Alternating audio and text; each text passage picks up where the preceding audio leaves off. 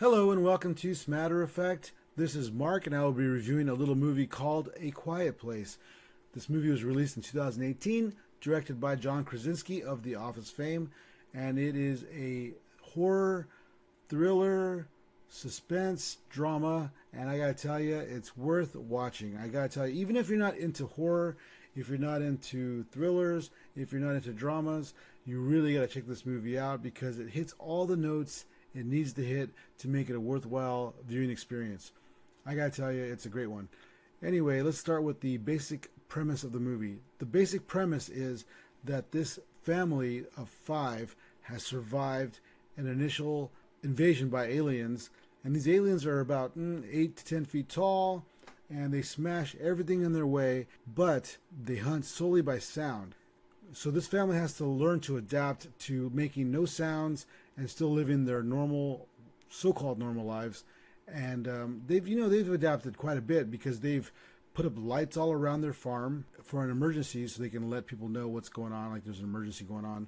And they have sand, pretty much sand pathways everywhere, so that way they can walk on sand barefoot, so as to not make any sounds.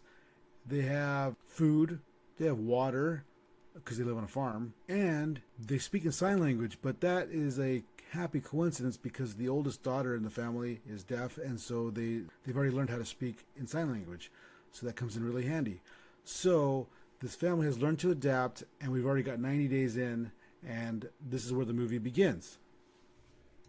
When it comes to a lot of movies, they try to world build, and by world building you want to create something that in the movie seems so real. It seems like they really live somewhere where this could happen.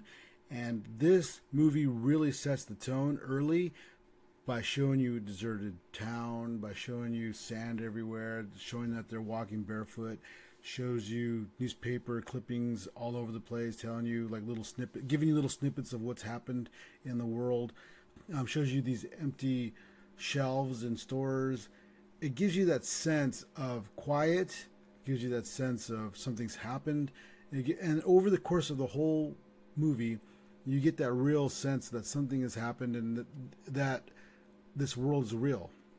A lot of movies, they really skimp on that stuff, or they really try to rush it, and they do the worst thing possible, where they tell you all about it and they just plop you into a movie where you see no references to those world building elements later. And so this movie has these elements scattered throughout the film, and so as you're watching you go, wow, they've really thought this through, and it really helps your sense of immersion. Anyway, this movie starts out with these five family members. We have the mother and father and the oldest daughter, and we have two younger sons. They walk from their farm to a town that's not very far away because they're looking for medicine, and so they go to a little store, and they find some medicine there, and they give it to the older son who's sick. Well, in the middle of all that, we have the youngest child, about 2 years old. He's looking for a toy to play with, and he finds a little rocket toy, and he starts walking away with it when they start leaving the store. But they say, whoa, you can't be walking around with that because that will make noise. So they take it away. And you know what? The funny thing is, he doesn't even seem that upset about it. But they take the toy away, and they're like, hey, you got to be quiet. They take the batteries out. They put the batteries down. They put the toy down. They walk. The father walks away after doing this. The oldest daughter, however, she grabs the toy, gives it back to him, and says, tells him to be quiet. And he says, oh, okay, basically okay. And they start walking away, but she doesn't see him grab the batteries off the shelf and put them back in the toy. So they walk back. You see where I'm going with this. They start walking all the way back. And as they're walking about halfway, they get hit with the sound of the toy. And it is heart-wrenching. It is directed so well.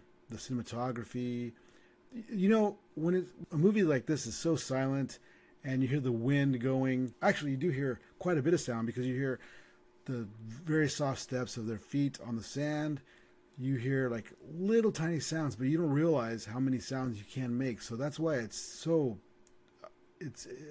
crucial that you just try to make as little sound as possible. It's crazy. So they hear the sound of the toy go off, and within a good 5 seconds, you see a monster coming out of the woods, and come in and just takes away the child.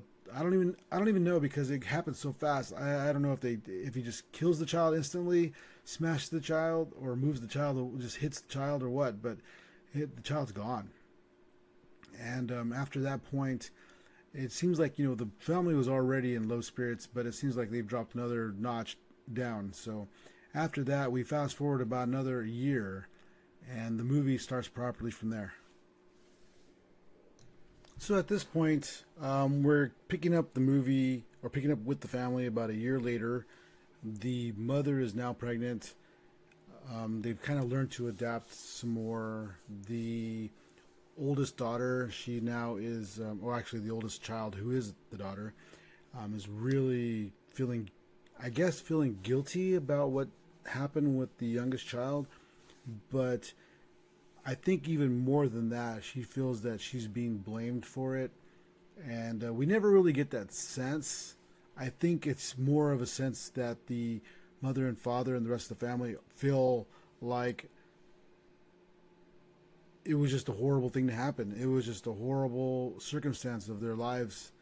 And it's very hard to deal with when you can't really talk. You really can't have these conversations. You can't really just let it out.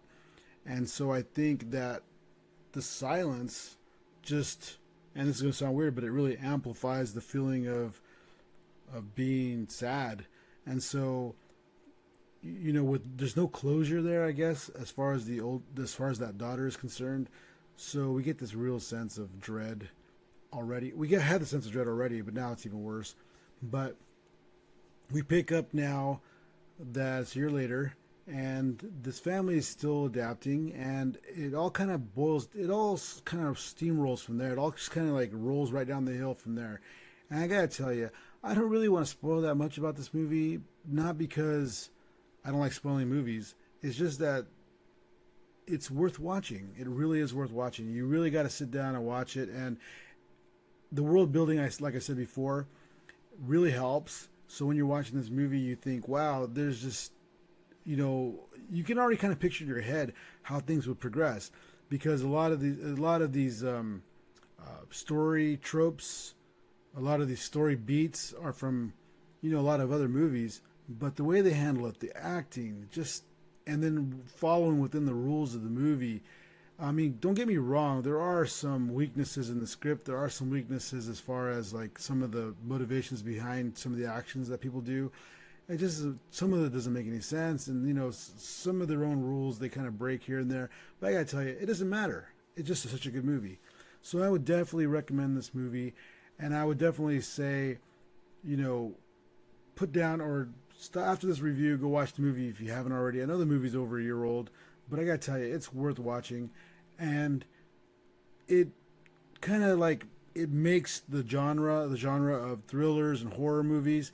It gives it some more clout. It shows and proves to everyone that you can make a highly stylized, a highly dramatized horror movie with great acting, great cinematography, great writing, and you can world build within that horror genre.